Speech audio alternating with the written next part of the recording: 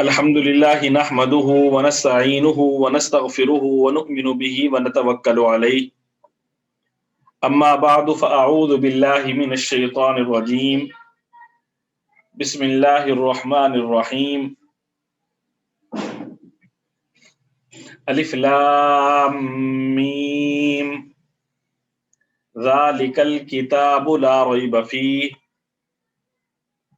هدى للمتقين صدق اللہ العظیم۔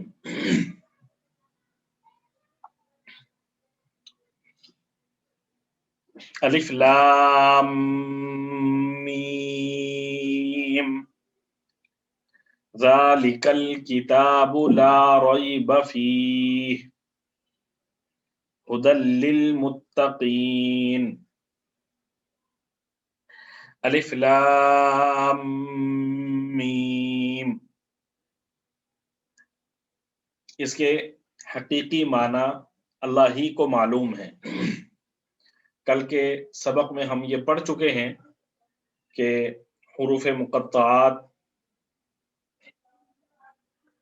اور اس سے متعلقہ جو گفتگو تھی وہ کل کے درس میں ہم پڑھ چکے۔ خلاصہ یہ کہ یقینی طور پر اور حتمی طور پر ان حروف کے معنی امت کو نہیں بتلائے گئے۔ ممکن ہے کہ حق تعالی شانہ نے حضور اقدس صلی اللہ علیہ وآلہ وسلم کو بتلا دیے ہوں، لیکن آپ صلی اللہ علیہ وآلہ وسلم نے آگے امت کو ان کے معنی نہیں بتلائے۔ البتہ علماء امت نے اور صحابہ کرام اور تابعین نے ان الفاظ کی اپنے طور پر تشریح کرنے کی کوشش کی ہے۔ بہرحال حتمی بات یہ ہے کہ یہ جتنے بھی حروف مقطعات ہیں جیسے الف لام میم اور اس جیسے دوسرے حروف، ان سب کے حقیقی معنی اللہ ہی کو معلوم ہے۔ ذالک الکتاب لا ریب فیہ، ذالک یہ کسی چیز کی طرف اشارہ کرنے کے لیے عربی زبان میں استعمال ہوتا ہے۔ اصل تو یہ دور جو چیز موجود ہو اس کی طرف اشارہ کرنے کے لیے استعمال ہوتا ہے، لیکن عربی لغت کے اعتبار سے ہی کبھی کبھی یہ قریب والی چیزوں کی طرف اشارہ کرنے کے لیے بھی استعمال ہوتا ہے۔ تو یہاں قرآن پاک میں ذالک الکتاب لا ریب فیہ، یہاں پر یہ قریب کی طرف اشارہ کرنے کے لیے استعمال ہو رہا ہے۔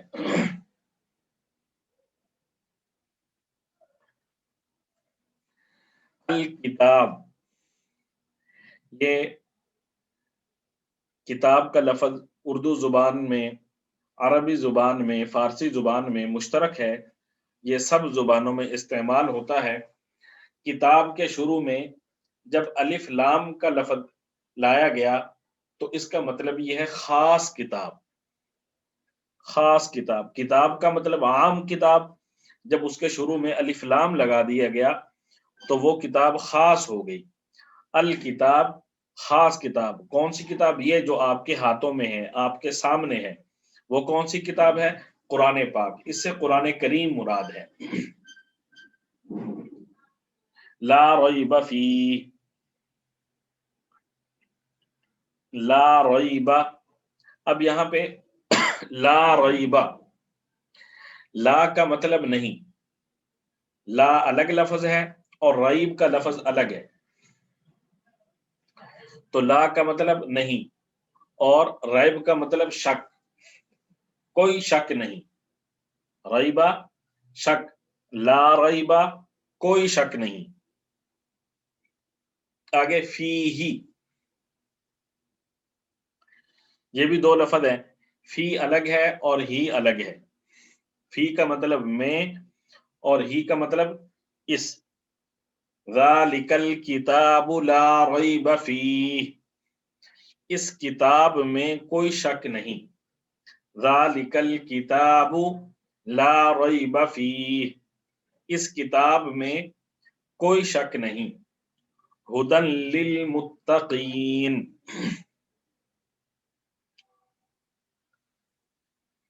ہدن یہ ہدایت سے ہے۔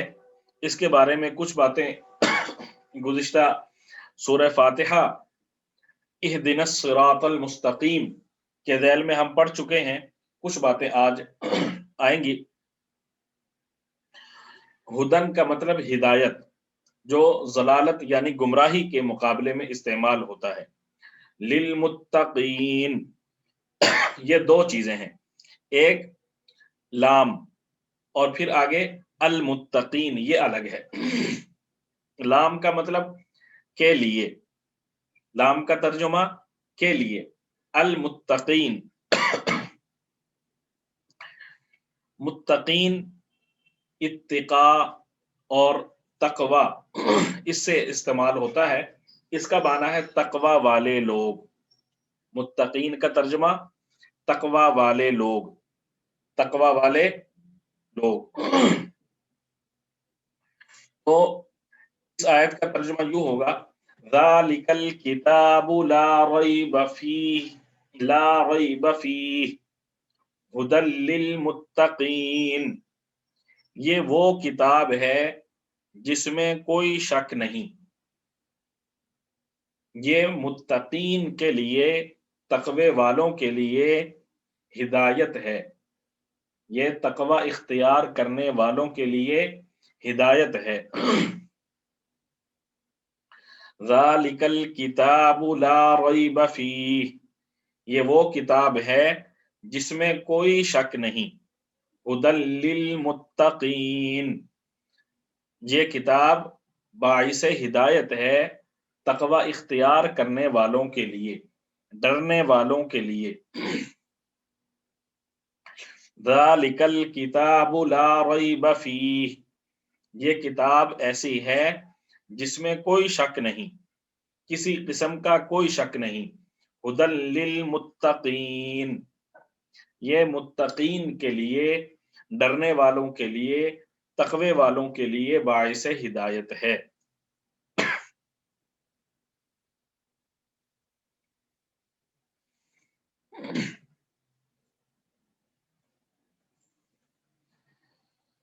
یہاں پہ لفظ استعمال ہوا ریب، ذالک الکتاب لا ریب فیہ، ریب کا مطلب عرض کیا شک، شبہ۔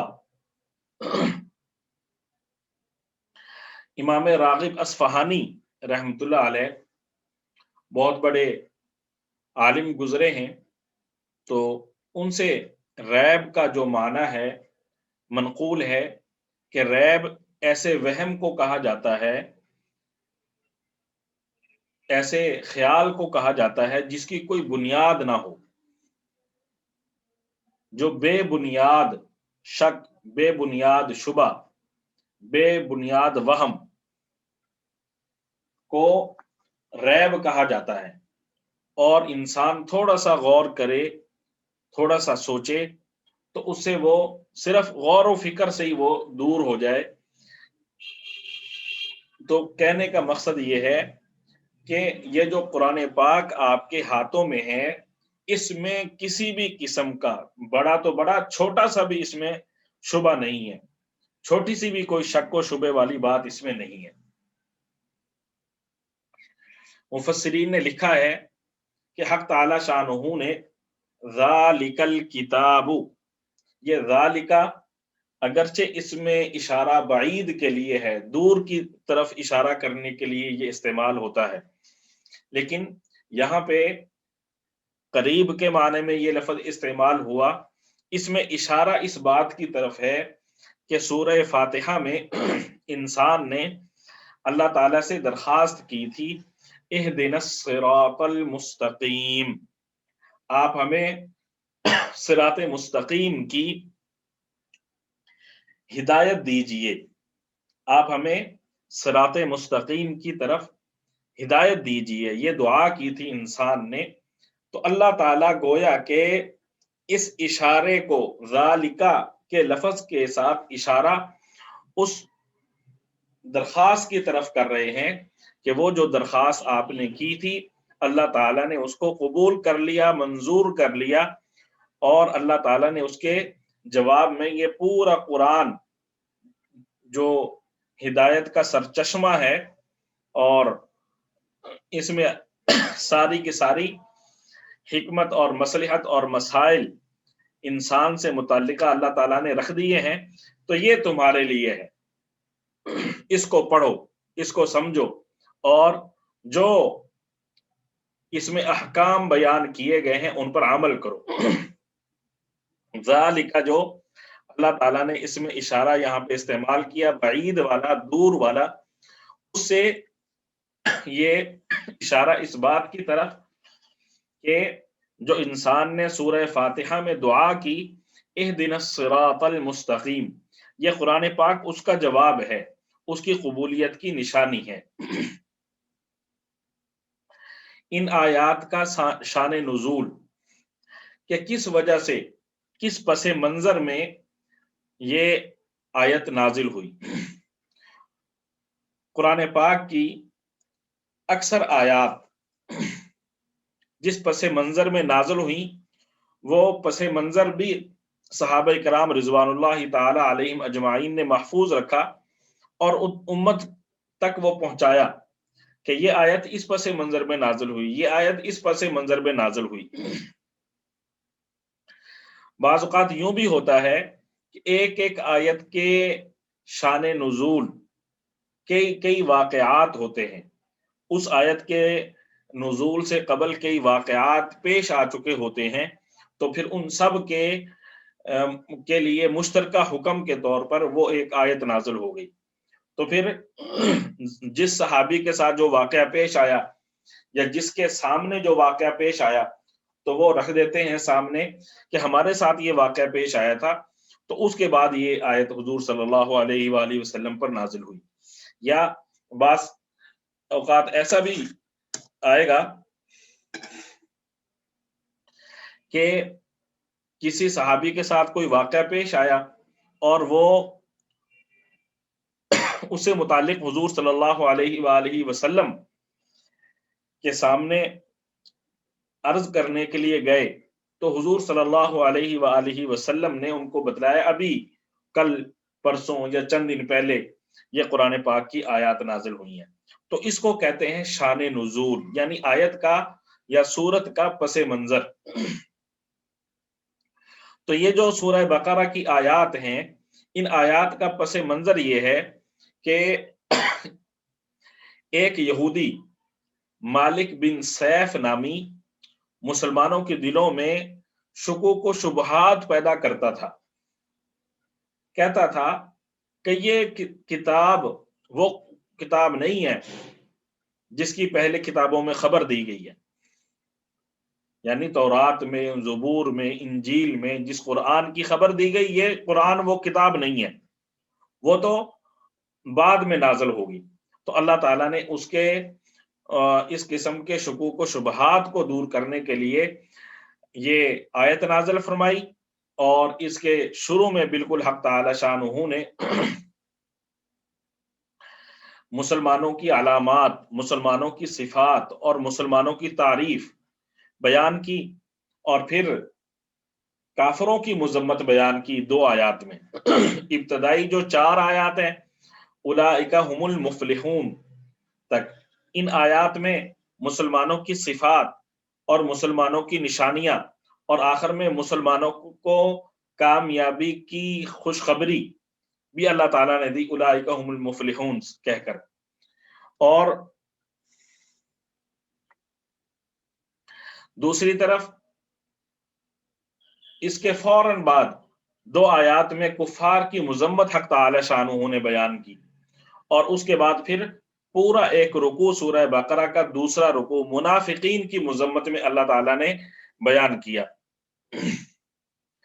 تو ان آیات کے ذریعے حق تعالی شانہ نے بتلا دیا کہ یہی وہ کتاب ہے جس کی پچھلی کتابوں میں خبر دی گئی، اور یہ وہ کتاب ہے جس میں کسی قسم کا کوئی شک و شبہ نہیں ہے۔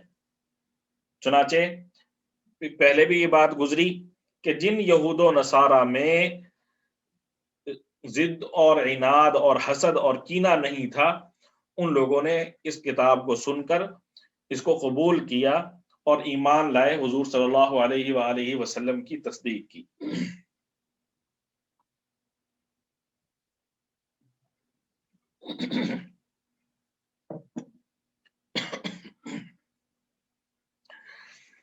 ہم آیت کا ترجمہ دیکھیں تو اس میں یہ بات آ رہی ہے، ذالک الکتاب لا ریب فیہ ھدی للمتقین، کہ یہ وہ کتاب ہے جس میں کوئی شک و شبہ نہیں ہے، جس میں کوئی شک و شبہ نہیں۔ اب بات یہ ذہن میں آتی ہے کہ کفار نے تو شک و شبہ کیا، مشرکین تھے، یہود و نصارہ تھے، انہوں نے تو شک و شبہ کیا، اور پھر ان کے شک و شبہ کا اظہار قرآن پاک میں بھی مختلف جگہوں پہ کیا گیا، اور ان کے شک و شبہات کا جواب بھی قرآن پاک نے دیا ہے۔ تو اس کا مطلب یہ جو قرآن پاک کی آیت ہے لا ریب فیہ، اس میں کوئی شک و شبہ نہیں، اس کا مطلب یہ نہیں ہے کہ کوئی شک و شبہ کر نہیں سکتا، اس کا مطلب یہ نہیں ہے، بلکہ اس کا مطلب یہ ہے کہ یہ قرآن پاک میں، اس قرآن پاک میں کوئی چیز ایسی نہیں ہے جو شک و شبے والی ہو۔ اس قرآن پاک کی تمام چیزیں ہر قسم کے شکوک و شبہات سے بالا تر ہیں۔ ہاں، کسی انسان میں کوئی خامی ہو، کوئی خرابی ہو، یا اس کے ذہن میں کوئی غلطی ہو، تو اس کی بنا پر وہ شخص اس قرآن پاک کے بارے میں شکوک و شبہات کا اظہار کر سکتا ہے۔ اس کی مثال یوں سمجھ لیں، جیسے کسی شخص کو بخار ہوگا، جس کو بخار ہوتا ہے تو اس کا منہ کا ذائقہ بعض اوقات خراب ہو جاتا ہے۔ اب اس کو نہیں معلوم ہوتا کہ میرے منہ کا ذائقہ خراب ہے، اس کو آپ میٹھی چیز، شہد وغیرہ یا کوئی بھی کھانے کی چیز دیں گے تو وہ کہے گا مجھے کڑوی لگ رہی ہے، حالانکہ وہ چیز کڑوی نہیں ہوتی۔ اس کو کڑوی کیوں لگ رہی ہے؟ اس لیے کہ اس کے منہ کا ذائقہ خراب ہو گیا۔ تو اسی طرح جو لوگ قرآن پر اعتراضات کرتے ہیں، شکوک و شبہات کا اظہار کرتے ہیں، تو وہ اپنے اندر جو خامیاں ہیں ان کا اظہار کر رہے ہوتے ہیں، جبکہ ان کے ان کم عقلی کہہ لیں یا ناسمجھی کہہ لیں، اس کی وجہ سے قرآن پاک میں کسی قسم کے شکوک و شبہات نہیں ہوتے۔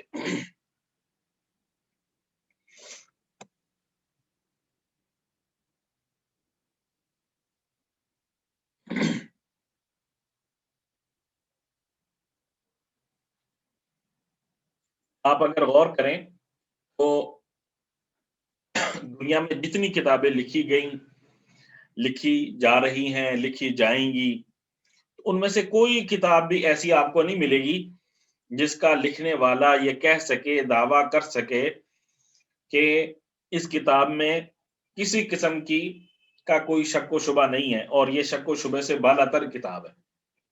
کوئی کتاب جتنا بڑا عالم ہوگا، جیسا بڑا عالم ہو، مفکر ہو، سائنسدان ہو، کوئی ہو، وہ یہ نہیں کہے گا یہ اس موضوع پر آخری تحقیق ہے، اس سے آگے کچھ نہیں ہو سکتا،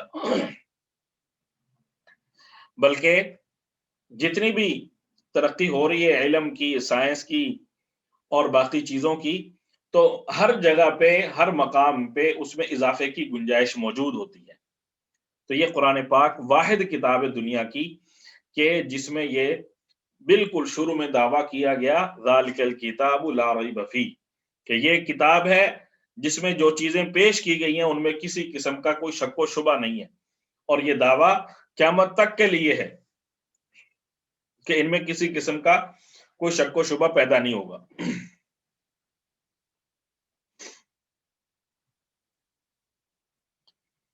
حضور صلی اللہ علیہ وآلہ وسلم سے پہلے حق تعالی شانہ نے بہت سارے انبیاء بھیجے، بہت ساری کتابیں بھیجی، صحیفے نازل کیے، اس کے باوجود لوگوں نے ان سے رہنمائی حاصل نہیں کی۔ اب یہاں قرآن پاک میں اللہ تعالیٰ اسی حقیقت کا اظہار کر رہے ہیں، فرمایا ہدی للمتقین، یہ جو کتاب ہے یہ متقی لوگوں کے لیے باعث ہدایت ہے، یہ متقی لوگوں کے لیے باعث ہدایت ہے۔ متقی سے کیا مراد؟ ایسے افراد جن کے دلوں میں ہدایت کی طلب موجود ہے، جن کو ہدایت کی خواہش موجود ہے جن کے دلوں میں، یا جن کو ظلمتوں سے، اندھیروں سے اور کفر و شرک کی جو برائیاں ہیں ان کا جن کو احساس ہے، تو جن کے دل ایسے زنگ سے صاف اور شفاف ہوگا تو وہی لوگ ہیں جو اس ہدایت کو قبول کریں گے۔ ورنہ قرآن پاک سارے کے سارے انسانوں کے لیے باعث ہدایت ہے۔ قرآن پاک میں اللہ تعالیٰ نے کئی جگہ پہ اس کو بیان کیا ہے، ہدی للناس، کہ یہ انسان تمام لوگوں کے لیے باعث ہدایت ہے۔ تو یہاں پہ حق تعالی شانہ نے جو بیان کیا ہدی للمتقین، کہ انسانوں میں سے جو لوگ ہدایت کے طلبگار ہوں گے اس سے ان کو فائدہ پہنچے گا، اور جو لوگ ہدایت کے طلبگار نہیں ہیں وہ اس سے کما حق کو فائدہ نہیں حاصل کر سکیں گے۔ اب اس پر یہ ذہن میں بات آتی ہے کہ جب کہا گیا ہدی للمتقین کہ اس سے متقین لوگ ہی فائدہ حاصل کر سکیں گے، تو کمال تو یہ تھا نا کہ جو متقین نہیں ہیں وہ فائدہ حاصل کر سکیں، جو پرہیزگار نہیں ہیں، جو نافرمان ہیں، مجرم ہیں، ان کو اس سے ہدایت ہو، تو کمال تو یہ تھا۔ یہ ذہن میں بات آتی ہے، اشکال ہوتا ہے، تو اس کے مختلف جوابات دیے گئے ہیں۔ ایک جواب یہ دیا گیا ہے کہ اس کا مطلب یہ ہے ہدی للمتقین کہ یہ باعث ہدایت ہے متقین کے لیے، یعنی جن لوگوں کو آپ کہہ رہے ہیں نا متقین، اللہ سے ڈرنے والے، اللہ کا خوف رکھنے والے، یہ لوگ اس قرآن کریم کی بدولت ہی تو متقی بنے ہیں۔ یعنی جو شخص اس کلام پاک کو پڑھے گا، اس کی تعلیمات پر عمل کرنے کی کوشش کرے گا، اس کی تعلیمات کو اپنی زندگی کا حصہ بنائے گا، تو وہی شخص جو ہے متقی بنے گا، وہی تقوی اختیار کرے گا۔ حضرت شاہ عبدالعزیز محدث دہلوی رحمۃ اللہ علیہ نے اس بات کو ایک مثال سے سمجھایا، جیسے کوئی بہادر شخص ہو، نوجوان ہو، طاقتور ہو، تو کہا جاتا ہے اس نے فلاں ماں کا دودھ پیا ہے۔ اب جب اس نے ماں کا دودھ پیا اس وقت تو ظاہر یہ کمزور سا تھا، لیکن اس کی ماں کی بہادری اور اس کے نتیجے میں اس کی صفات جو اس بچے میں منتقل ہوئی، تو کہا جاتا ہے اس نے فلاں ماں کا دودھ پیا ہے۔ تو اسی طرح کہا جا رہا ہے کہ جو شخص اس قرآن پاک کو پڑھے گا تو پھر وہ تقوی والا بن جائے گا۔ اور دوسرا جواب ہمارے شیخ حضرت مولانا محمد قاسم نانوتوی صاحب رحمۃ اللہ علیہ نے فرمایا کہ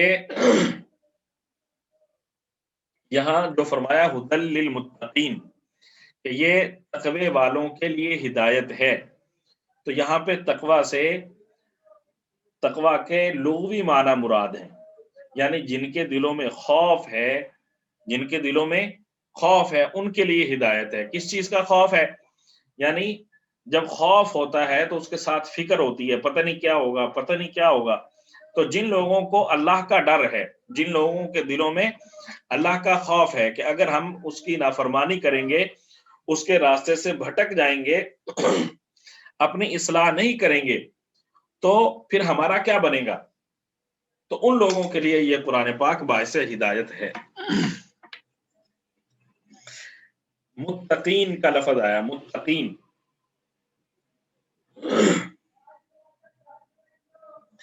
मुत्तकीन ये लफ्ज इत्तिका से है, और इत्तिका से मुत्तकी इसम फाइल का वाहिद का सीगा और मुत्तकीन जमा का सीगा, और इत्तिका और तकवा दोनों का मादा एक ही है। इनके माना है शिरक और कुफर से बचना, शिरक और कुफर से बचना, ईमान कबूल करके छोटे बड़े गुनाहों से बचना, ये तकवा का माना है। जिन लोगों के अंदर फितरत सलीमा होती है, उनके अंदर ये हिस्स भी मौजूद होती है कि वो फितरती तौर पर भलाई को हासिल करना चाहते हैं और बुरी चीज से बचना चाहते हैं। तो ये भलाई हासिल करने की ख्वाहिश और बुरी चीज से बचने की ख्वाहिश, ये वो फितरती तौर पर वो अल्लाह ताला की इनायत करदा हिस्स है जो तकवा की तरफ इंसान को लेके जाती है। तो ऐसे ही जो लोग हैं वो कुरान पाक के असल मुखातिबीन हैं, और यही ये जो कुरान पाक है ऐसे ही लोगों के लिए बायसे हिदायत है। तकवा का आसान मतलब यह है कि इंसान हर वक्त अपने सामने इस बात को रखे कि एक दिन मैंने अपने अमाल का जवाब अल्लाह ताला को देना है, लिहाजा मुझे कोई ऐसा काम नहीं करना चाहिए जो अल्लाह ताला की नाराजगी का सबब बन जाए। तो जिस ये ध्यान हर वक्त अल्लाह ताला के अपने सामने रखना, इसका नाम तकवा है। कुरान पाक में अल्लाह ताला कहते हैं, इन्ना अक्रमकुम इंदल्लाहि अतकाकुम, अल्लाह के नजदीक सबसे ज्यादा मुअज्जज वो शख्स है जो सबसे ज्यादा तकवे वाला है। हजरत अब्दुल्लाह बिन अब्बास रजी अल्लाह तआला अन्हु फरमाते हैं कि मुत्तकी वो मोमिन है जो शिरक से इज्तिनाब करते हुए अल्लाह ताला के अहकाम पर अमल करे। और हजरत हसन बसरी रहमतुल्लाह अलैह फरमाते हैं, मुत्तकी वो है जो हराम से बचे और फराइज बजा लाए। दोनों हजरात के अकवाल का खुलासा ये कि अहकाम शरीयत पर अमल करे।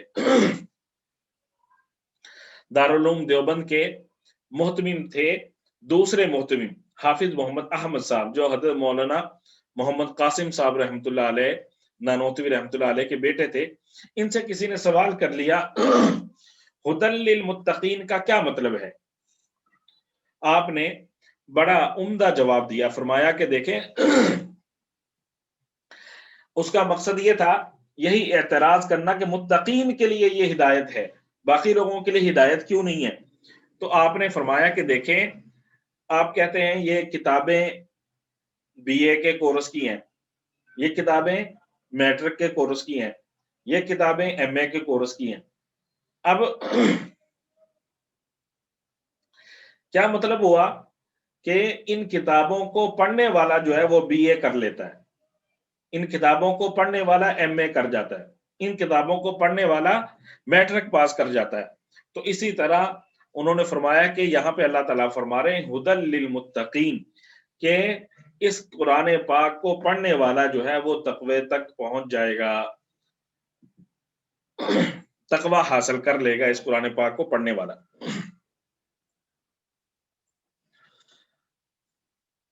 तकवे की एक तारीफ हजरत उमर फारूक रजी अल्लाह तआला अन्हु और हजरत उबई इब्न काब रजी अल्लाह तआला अन्हु, इन हजरात के दरमियान एक बड़ा अच्छा मुकालमा हुआ, उससे बड़ी उम्दा तरीके से तकवा वाज़ेह होता है। हुजूर हजरत उमर फारूक रजी अल्लाह तआला अन्हु ने हजरत उबई इब्न काब रजी अल्लाह तआला अन्हु से पूछा कि तकवा का क्या मतलब है, तकवा का क्या मतलब है? तो हजरत उबई इब्न काब रजी अल्लाह तआला अन्हु ने उनसे पूछा कि अभी आप किसी ऐसे रास्ते पर चले हैं जिस रास्ते पर कांटेदार झाड़ियां हों, कांटेदार पौधे लगे हुए हों जिस रास्ते पर, कभी आप उस रास्ते पर चले हैं? तो हजरत उमर फारूक रजी अल्लाह तआला अन्हु ने फरमाया, बहुत दफा ऐसे रास्ते पर चलने का इत्तेफाक हुआ है। तो हजरत उबई इब्न काब रजी अल्लाह तआला अन्हु ने सवाल किया, वहां पे फिर आप कैसे चले, किस तरह आपने वो सफर तय किया? तो हजरत उमर फारूक रजी अल्लाह तआला अन्हु ने फरमाया कि मैंने अपना दामन समेट लिया اور پوری کوشش کی کہ کوئی کانٹا میرے جسم کے کپڑوں میں نہ لگ جائے اور میں اپنے کپڑوں کو بچا کر وہاں ان کانٹوں کے پاس سے گزر جاؤں۔ تو حضرت ابی بن کعب رضی اللہ تعالیٰ عنہ نے فرمایا تقویٰ اسی کو کہتے ہیں کہ دنیا میں پھیلے ہوئے کفر و شرک، گمراہی، بدعات اور جتنی خرابیاں ہیں، گناہ ہیں، ان سب سے انسان اپنے آپ کو بچا کر اللہ تعالیٰ تک پہنچ جائے اور اللہ تعالیٰ کی رضا کو حاصل کر لے۔ جو خاص طور پر دین میں بتلائی گئی برائیوں کے سے اپنے دامن کو بچا کر نکل گیا وہ متقی ہے۔ بہرحال یہ تقوی، ہدایت اور قرآن پاک میں کسی قسم کا کوئی شک و شبہ نہیں۔ اس سے متعلق یہ معروضات تھیں۔ الف لام میم ذالک الکتاب لا ریب فیہ، یہ کتاب ایسی کتاب ہے جس میں کسی قسم کا کوئی شک و شبہ نہیں۔ ہدی للمتقین، یہ متقین کے لیے باعث ہدایت ہے۔ اللہ تعالی ہم سب کو متقین کی جماعت میں شامل فرمائے اور قرآن پاک کو سمجھنے اور اس کو سیکھنے اور اس پر عمل کی توفیق عطا فرمائے۔ ربنا تقبل منا انک انت السمیع العلیم وتب علینا انک انت التواب الرحیم، صلی اللہ علیہ وآلہ وسلم برحمتک یا ارحم الراحمین۔ جی احباب، کسی ساتھی کا